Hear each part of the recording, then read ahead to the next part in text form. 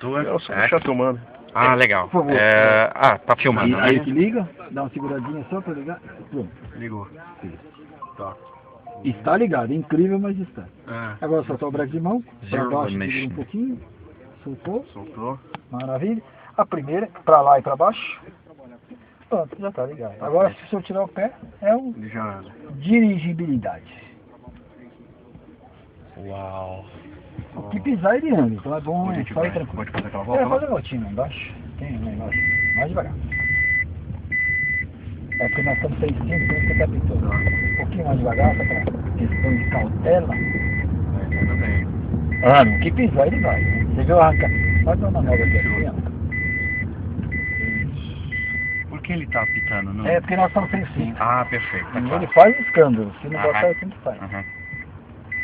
Você viu quando eu saí lá, que eu estava dirigindo, né? Que eu dei uma esticada para passar Aham, uma eu vez? vi, eu vi. Ele, Saiu apitando até. ele vai embora. O que Aham. você pisar, ele vai. Mas foi só para demonstrar, né? Que a gente... Nossa, que conforto. Impressionante. Muito confortável. É. E ele tá com o vidro aberto, você tá escutando esse barulho por causa do vidro. É. Tem que deixar tudo escutando, É. absolutamente nada. Faz aberto essa voltinha aqui pra deixar o vidro, por favor.